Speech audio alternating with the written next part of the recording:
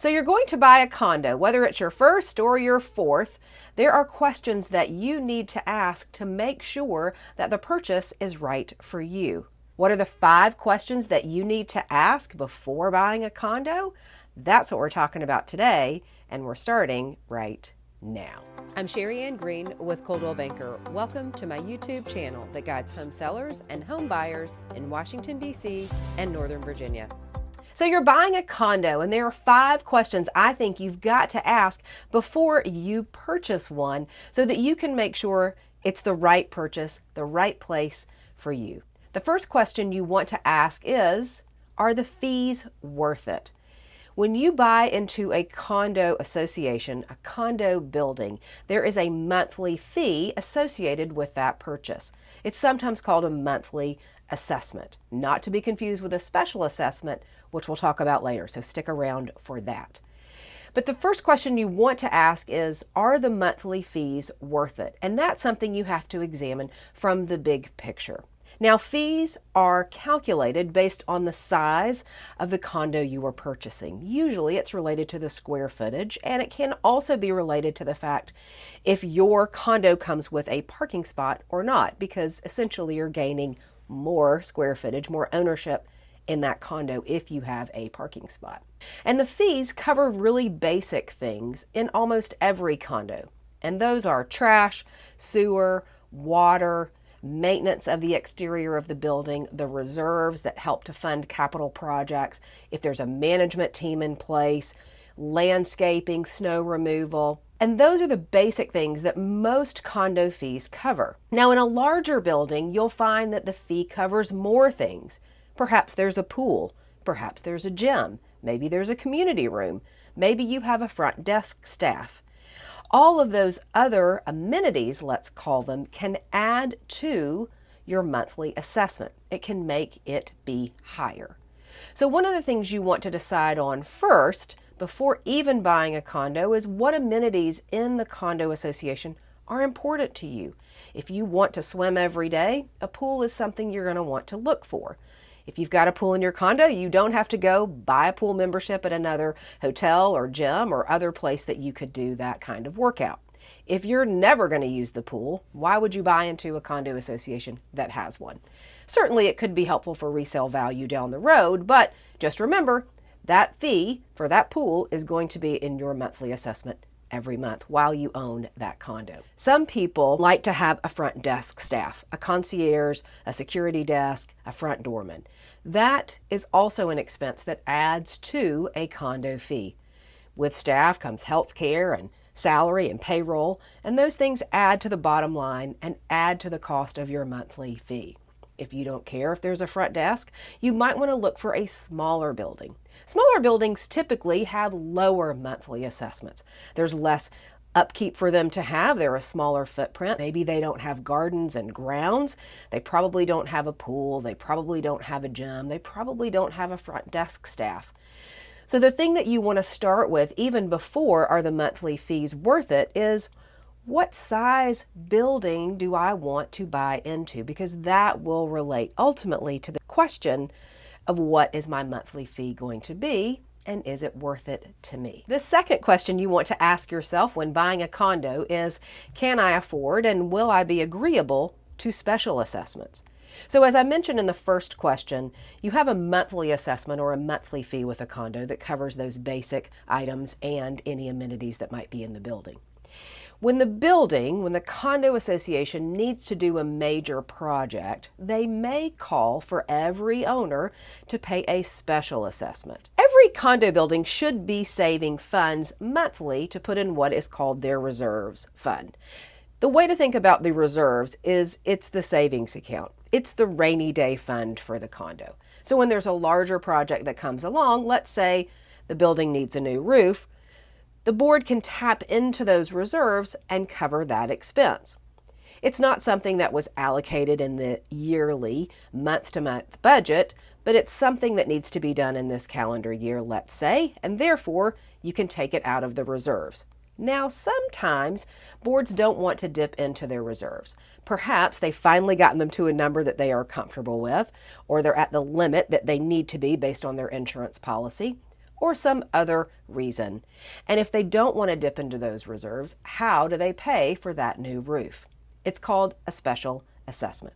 So a special assessment, as I mentioned in the beginning, is different than a monthly assessment.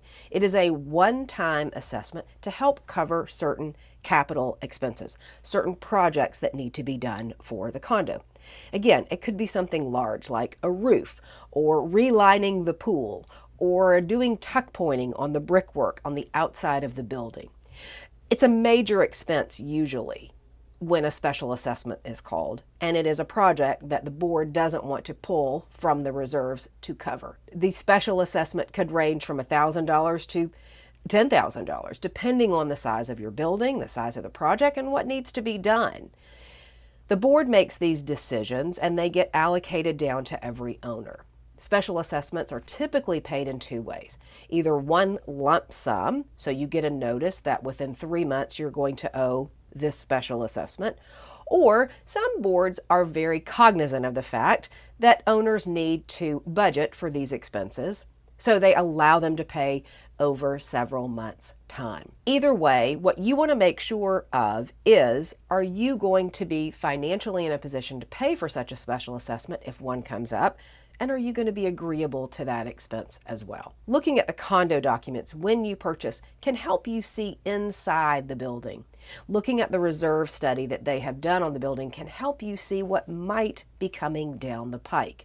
It's good to pay attention to these documents as you go through the contract purchase process to make sure you're aware of anything that could be coming to you in terms of a special assessment in the next 2 to 5 years. The third question you want to ask is, can you follow the rules? Living in a condo is a shared space. It's a shared community. You have common roof and you have common areas, common grounds, a lobby, and there are rules that condos put in place to allow for peaceful enjoyment of living for everybody who lives there. They could be things like a pet policy, a rental policy. Can you rent your unit and for how long and how many units can be rented at one time? It could be quiet hours. Everybody needs to be quiet around 11.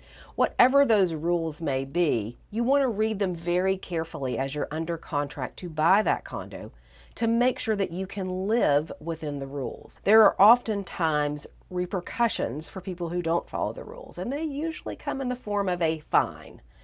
So you want to make sure that you are in agreement to and can live within the rules of the condo building that you are buying into before you settle on the unit. The fourth question you want to ask yourself is, does the condo fit within your lifestyle and how you want to live? And by that I mean, a lot of condos are in the city. And if you want to live in a walkable neighborhood where you can walk to dinner, walk to the grocery store, a condo could be a great place for you. Condos also seem to have a more easier time with maintenance. Why is that? It's a shared expense. The roof is a shared expense, the grounds are a shared expense, and there's usually a management team that is in place to help manage those larger items. So the maintenance on your condo is really within the walls and the ceilings of the unit that you own. So if you travel a lot for work or travel a lot personally, a condo could be a great place because the maintenance is easier. If you want a garden, you need to look for a condo that has some sort of terrace or patio or balcony. If you really want a big garden and a big yard, a condo is not the right place for you. So as you go to look at condos, make sure you're thinking about, how do I want to live? How do I like to live? And does this condo fit within what I'm thinking? The fifth question you want to ask is it a good investment? And I'm going to caveat that by saying this. I advise all my buying clients to make sure they're buying something that they love. If you are buying a home, a condo that's going to be your home, you want to make sure that you love it. There is some value in the fact that you love it and you want to live there, not just in the monetary investment of the money that you'll spend and the money you could make when you sell it. An investment property is something totally different, and you have to go into that kind of purchase looking and asking different questions. If you're buying a home, if you're buying a primary residence, and it's going to be a condo, you want to make sure you're making a good investment for yourself and the way you want to live, the fees you're going to pay, and yes, you want to look at the resale value. The resale value of condos is often related to the fees and the special assessments that come along with that building. If the building has a history of a special assessment for 10 years, perhaps there's a management issue and the building really needs to get its act together. And maybe it's not the right place for you if you're only going to be there 2 to 5 years. If you're going to live there for 20 years, it may be worth the investment for you to help pay for some of these capital expenses, to have these special assessments attributed to your condo. Do condos increase in value? They absolutely do. But again, you want to make sure that you're looking at the special assessments and the fees to make sure that they are relevant to the place that you are buying into and that they are commonplace for the city and the neighborhood that you are buying into. Are you thinking about buying a condo? What questions do you have? Leave me a note in the comments. And if it's your first time here to my channel, make sure you subscribe. I post videos every week about the buying and the selling process and all about living in Washington, D.C. And I'd love to have you come along.